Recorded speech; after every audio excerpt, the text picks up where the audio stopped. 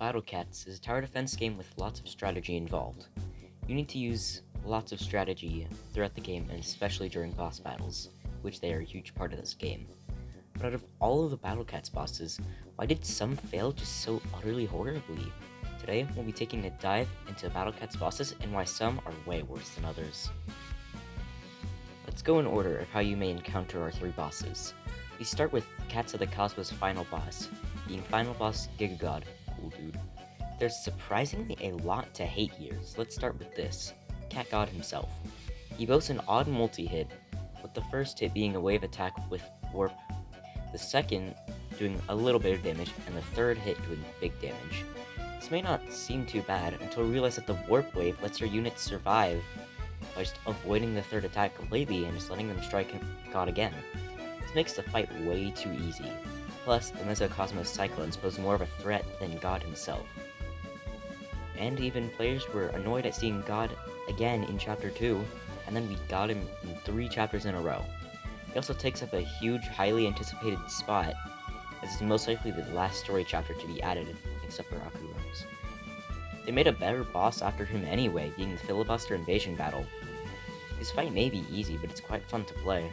Well, that's really all I have for Cat God. Time for the next boss. Our second boss is Mecha Bun. He had a lot of hype and build-up, being at the 49th subchapter of Stories of Legends. He fought through many bosses, new enemies, and complicated stages using these new enemies. He did all that just to have Mecha Bun die to one unit. Mecha Bun has the same issue as Cat God 3, being in a highly anticipated spot, but being a letdown. Mecha Bun simply dies to a stack of Necrodancers. He is slightly better than Cat God 3, as he can be played without Necrodancer, unlike with Cat God how you have to use his multi-hit to your advantage. But also, there's star difficulty, when you were basically forced into using Necrodancer for 4-star restrictions. One good thing you can say though, is that it does let you enjoy UL sooner. And now, for the final boss I'm talking about, yes I'm only doing 3, is Urs and Fenrir. Urs is the second boss of UL in subchapter 21 after Dogumaru, which I think is in the 12th subchapter. On the outside, this boss may seem like it's a pretty good fight, as it is kind of just a relic refight of Urudun Wolf, but it is not.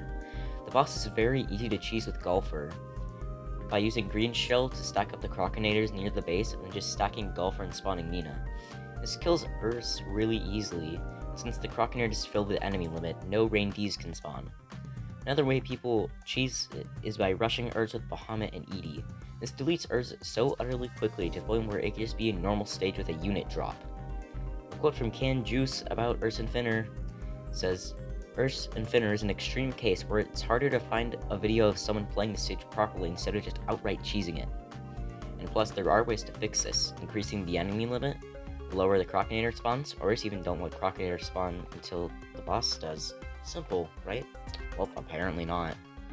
So, what have we learned today? Opponents can make both good and bad bosses, but we need to learn to love the fact that some just utterly suck. Well, that's it for today. Bye.